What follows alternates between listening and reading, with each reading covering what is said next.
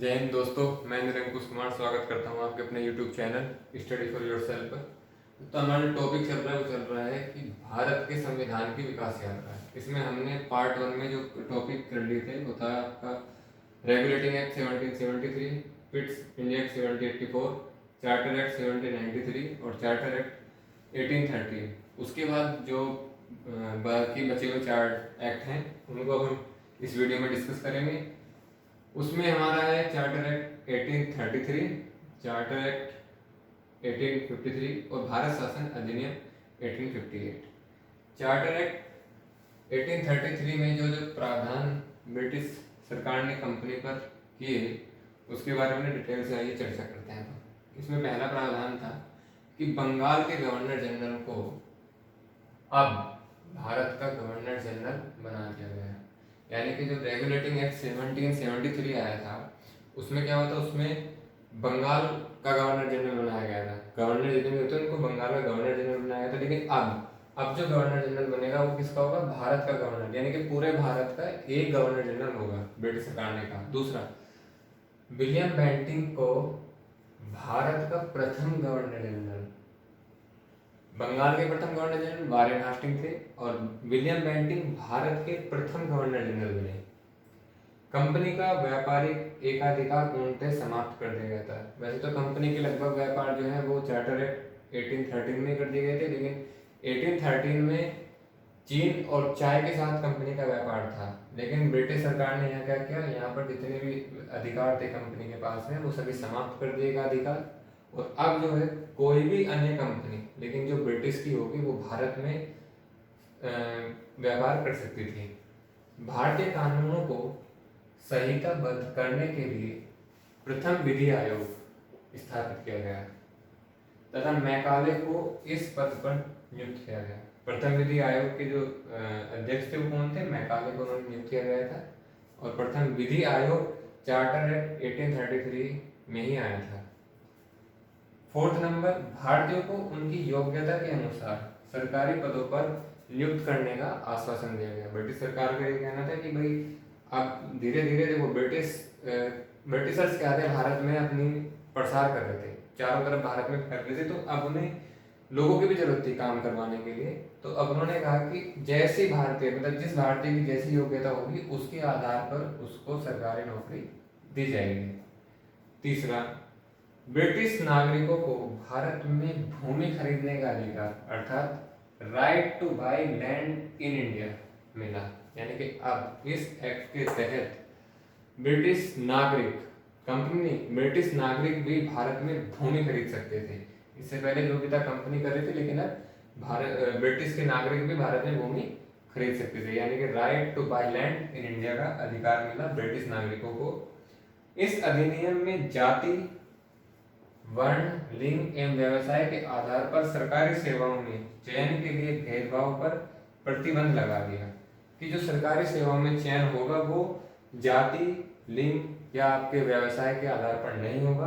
वो किस आधार पर होगा? उन्होंने पहले कह दिया कि वो योग्यता के आधार पर, जैसी जिसकी योग्यता उसको वैसे ही सरकारी नौकरी के अंदर एंट्री दी जाएगी। इसमें किसी प्रकार का कोई भेदभाव नहीं किया जाएगा। तो ये चार्टर एक्ट 1833 के कुछ प्रावधान थे। अब हम बात करते हैं चार्टर एक्ट 1853 की।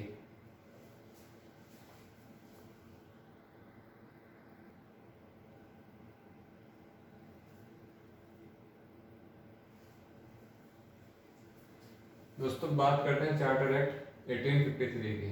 चार्टर एक्ट 1853 आते आते ब्रिटिश सरकार ने कंपनी का जो शासन था उसके संबंध यानी कि उसकी जो शक्तियां थी और वो भी भारत प्रशासन के संबंध में बहुत कम कर दी थी। इस अधिनियम के आते आते गवर्नर कैसे कर दी थी? गवर्नर जनरल की परिषद के कार्यों को प्रशासनिक एवं विधायी दो अलग अलग भागों में विभाजित कर दिया था। यानी कि प्रशासनिक कार्य अलग होंगे और विधायी कार्य अलग होंगे। पहले क्या होता था, गवर्नर जनरल के हाथ में पूरी पावर होती थी। दूसरी बात, प्रथम बार भारतीय केंद्रीय विधान परिषद में स्थानीय प्रतिनिधि प्रारंभ किया गया। मतलब पहले जो भी विधान परिषद यानी कि जो परिषद होती थी गवर्नर जनरल की, उसमें केवल ब्रिटिश लोग ही हुआ करते थे। लेकिन इस एक्ट में, चार्टर एक्ट 1853 में स्थानीय प्रतिनिधित्व अर्थात भारत के लोगों का प्रतिनिधित्व था और इसकी परिषद में 6 नए सदस्य जोड़े गए और इन 6 में से 4 जो थे वो बम्बई, मद्रास, आगरा और बंगाल की स्थानीय सरकारों के लोग हुआ करते थे। और अब जो है वो विधि कार्य यानी कि कानून बनने का जो कार्य था वो बिल्कुल अलग हो गया था। ठीक है।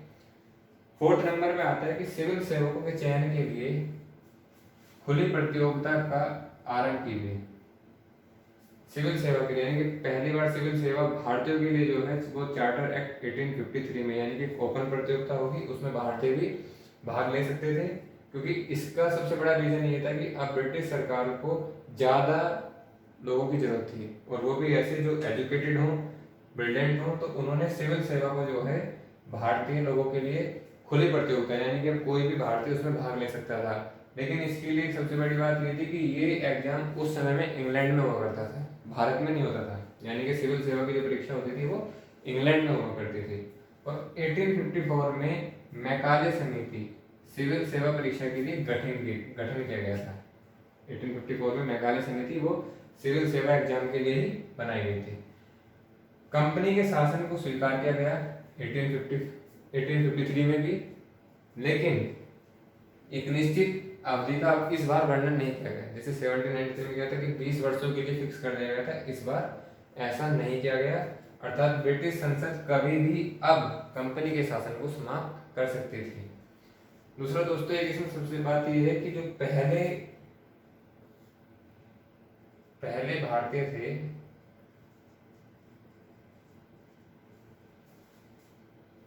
जिन्होंने सिविल सेवा परीक्षा पास की थी, सिविल सेवा परीक्षा पास की थी, वो थे सत्येंद्र नाथ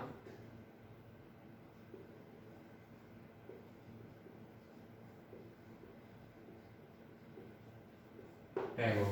पहले भारतीय जिन्होंने सिविल सेवा परीक्षा पास की थी वो थे सत्येंद्र नाथ टैगोर और ये रविंद्रनाथ टैगोर के बड़े भाई थे। इसके बाद बात आती है भारत शासन अधिनियम 1858 की। अब इसके बारे में विस्तार से चर्चा करेंगे क्योंकि ये कुछ इम्पोर्टेंट है, क्योंकि यहाँ तक आते आते बहुत कुछ बदल चुका था।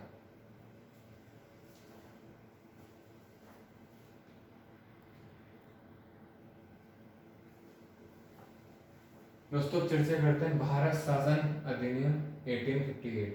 अब ना यहाँ से एक बहुत बड़ी बात आती है कि अब तक तो हम पढ़ रहे थे charter act, fits India act, regulating act, लेकिन अब भारत शासन अधिनियम क्यों आ गया, मतलब चार्टर एक्ट क्यों नहीं आया। तो इसके लिए हमें थोड़ा सा डिटेल में आपको बताना पड़ेगा कि जब लगभग 18 ये चार्टर एक्ट आया 1853 से, उससे पहले लगभग 1848 से, और ये बात 1856 तक आप मान के चलो। इसमें क्या हुआ कि लॉर्ड डलहौजी की जो डॉक्ट्राइन ऑफ लैप्स की नीति थी, डॉक्ट्राइन ऑफ लैप्स की जो नीति थी यानी कि राज्य हड़प नीति, उसने क्या हुआ कि अंग्रेजों का विस्तार तो बहुत ज़्यादा किया, लेकिन उससे जो भारत के जो शासक थे, भारत के जो रजवाड़े थे, वो बहुत ज़्यादा क्रोधित हो गए थे। उन्हें ये सब चीज़ें अब अच्छी नहीं लग रही थी और इस वजह से क्या हुआ कि 1857 की क्रांति हुई। 1857 की क्रांति हुई। 1856 यानी कि 1856 के बाद 1856 तक अंग्रेजों ने खूब राज्य का विस्तार किया और शासन जो चल रहा था वो कंपनी का चल रहा था, यानी कि ब्रिटिश ईस्ट इंडिया कंपनी का चल रहा था। लेकिन 1857 की क्रांति जो कि लॉर्ड डलहौजी की डॉक्ट्राइन ऑफ लेप्सी की नीति थी, यानी कि राज्य हड़प नीति जो थी, उसने क्या किया था कि उसने 1857 की क्रांति को जन्म दे दिया था। 1857 की क्रांति अपने आप में बहुत बड़ा चैप्टर है जिसका जो एक्सप्लेनेशन है वो आधुनिक भारत का इतिहास पे जब मैं वीडियो बनाऊंगा तो उसके बारे में बताऊंगा, लेकिन अभी थोड़ा सा यहाँ पे बताना जरूरी है। तो 1857 की क्रांति जब हुई तो उससे क्या हुआ कि यहाँ के हालात बहुत ज़्यादा बिगड़ गए थे। कंपनी मतलब दोनों कंपनी के और यहाँ के जो शासक थे उनके बीच में युद्ध हुआ। तो युद्ध होने के बाद जब यहाँ के हालात नहीं संभलते तो ये जो शासन है ये सीधा ब्रिटिश क्राउन को चला गया, यानी कि महारानी विक्टोरिया को चला गया। और 1 नवंबर 1858 में महारानी विक्टोरिया ने घोषणा की जिसे बोलते हैं विक्टोरिया प्रोक्लेमेशन, यानी कि महारानी विक्टोरिया की उद्घोषणा। उस उद्घोषणा में क्या किया गया था, उस उद्घोषणा में ये किया गया था कि जो भारतीय हैं, जो भारतीय मतलब अब ब्रिटिश लोगों को सुरक्षित नहीं मानते थे, ये मानते थे कि यहाँ पे राज्य हड़प रहे हैं, तो ब्रिटिश क्राउन ने अब एक नया दांव पे चलना है। उन्होंने कहा कि भारतीयों के जो अधिकार है, यानी कि धर्म के आधार पर, जो उनकी संस्कृति के आधार पर, उसका कोई हनन नहीं किया जाएगा, बल्कि ब्रिटिश क्राउन अब उनकी स्वयं सुरक्षा करेगी, रक्षा करेगी। और इसी के चलते चलते उन्होंने इसमें कुछ प्रावधान दिए थे ब्रिटिश क्राउन ने। और यहाँ से जो शासन है, ये कंपनी का जो शासन था, जो ब्रिटिश ईस्ट इंडिया कंपनी का शासन था, वो खत्म हो गया था। और 1858 से शासन भारत पर अब ब्रिटिश क्राउन का हो गया था, यानी कि ब्रिटिश संसद का हो गया था। अब कंपनी का जो रोल था वो खत्म हो चुका था। और यहाँ से लेकर लगभग 1858 से 1947 तक जो है ब्रिटिश क्राउन का शासन रहा था, यानी कि ब्रिटिश संसद का शासन रहा था। ब्रिटिश क्राउन यानी कि लगभग 100 साल मान के चलो आप, 100 साल तक ब्रिटिश क्राउन का शासन हम पे रहा था। और इस अधिनियम में क्या क्या प्रावधान थे उसके बारे में डिटेल से चर्चा कर लेते हैं। पहला था कि कोर्ट ऑफ डायरेक्टर्स और बोर्ड ऑफ कंट्रोल के जो सभी अधिकार थे वो भारत सचिव, यानी कि secretary of state for India, यानी कि महारानी होती विक्टोरिया, महारानी विक्टोरिया, उन्होंने अपनी घोषणा में अब जो है एक नया वर्ड ला दिया, secretary of state for India, यानी कि भारत का सचिव को सौंप दिए। इस प्रकार द्वैत शासन की समाप्ति हुई। इसको ध्यान से समझो। जो कोर्ट ऑफ डायरेक्टर्स और बोर्ड ऑफ कंट्रोल किस एक्ट में आए थे, मैंने पहले वीडियो में पढ़ाया पार्ट 1 में, ये पिट्स इंडिया एक्ट 1784 में आए थे। इसको महारानी ने क्या किया, जो अपनी घोषणा में भारत शासन अधिनियम 1858 के तहत इसको खत्म कर दिया गया। और अब सारा जो अधिकार थे, जो court of directors, board of control के जो अधिकार थे, वो किसके पास चले गए, भारत सचिव के पास चले गए। और द्वैत शासन यानी कि जो दो शासन चल रहे थे, अब ये भारत में खत्म हो चुके थे, यानी कि ये भी बोल सकते हैं कि द्वैत शासन की समाप्ति हो गई थी। नंबर 2, ब्रिटिश सम्राट को भारत के गवर्नर जनरल और प्रेसिडेंसी के गवर्नरों की नियुक्ति का अधिकार प्रदान हो गया था। मतलब अब तक क्या होता है कि जो भी गवर्नर जनरल बनते थे या गवर्नर बनते थे, वो ब्रिटिश ईस्ट इंडिया कंपनी के चुनाव से बनते थे। लेकिन अब ये अधिकार किसके पास चला गया, ब्रिटिश सम्राट के पास चला गया। थर्ड क्या गया कि गवर्नर जनरल का नाम बदलकर भारत का वायसराय कर दिया गया। ये इंपॉर्टेंट बात है और इंपॉर्टेंट क्वेश्चन यहाँ से निकलता है कि भारत का प्रथम वायसराय कौन था। तो गवर्नर जनरल का नाम बदलकर भारत का वायसराय कर दिया गया। मतलब क्या होगा कि जो भारत का वायसराय होगा ये सीधा ब्रिटिश क्राउन के अधीन होगा। जो आगे लिखा कि जो ब्रिटिश शासन का प्रत्यक्ष यानी कि प्रत्यक्ष प्रतिनिधि था। और लॉर्ड कैनिंग को भारत का प्रथम वायसराय बनाया गया। जो लॉर्ड कैनिंग थे वो भारत के पहले वायसराय थे। अब इसमें देखो 3 चीजें आती हैं। बंगाल का पहला गवर्नर वॉरेन हास्टिंग, भारत का पहला गवर्नर जनरल विलियम बेंटिंग, अभी मैंने पढ़ाया, और भारत का पहला वायसराय वो थे लॉर्ड कैनिंग। भारत प्रशासन का जो दायित्व था वो सेक्रेटरी स्टेट फॉर इंडिया को सौंपा गया। यानी कि प्रशासन की जितनी भी जिम्मेदारी थी वो जो भारत का सचिव बनाया था, यानी कि secretary of India for state, Bharat का सचिव को सौंपा गया। और ये जो भारत का सचिव यानी कि secretary of India for state, ये सीधा क्या होता था, ब्रिटिश संसद के अधीन होता था। यानी कि जितने भी अपने जो अधिकार थे उनका जो लेखा जोखा है वो सीधा ब्रिटिश संसद को ही देता था। 1861 में सर्वप्रथम जेम्स विल्सन द्वारा भारत का बजट प्रस्तुत किया गया। ये क्वेश्चन बनता है कि भारत में पहली बार बजट कब प्रस्तुत किया, तो वो 1861 में पहला बजट जेम्स विल्सन द्वारा प्रस्तुत किया गया था।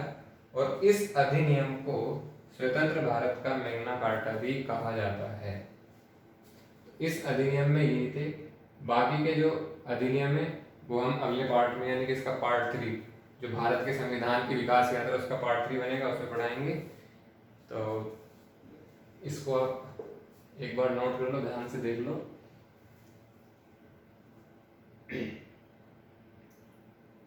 यानी कि सबसे जो इसमें इम्पोर्टेंट है कि भाई द्वैध शासन की समाप्ति कर दी गई थी, भारत सचिव बनाया गया और गवर्नर जनरल का नाम बदलकर भारत का वायसराय। ये क्वेश्चन बहुत ज़्यादा पूछा जाता है कि भारत का वायसराय और गवर्नर जनरल में क्या अंतर है। गवर्नर जनरल कंपनी के अधीन होता था, ब्रिटिश कंपनी के, और भारत का वायसराय ब्रिटिश क्राउन के अधीन होता था। ये बहुत बड़ा डिफरेंस है, इसको ध्यान रखना। गवर्नर जनरल और भारत का वायसराय। भारत का जो वायसराय पहला था वो लॉर्ड कैनिंग था। Thank you for watching. मिलते हैं अभी नई वीडियो के साथ। Thank you.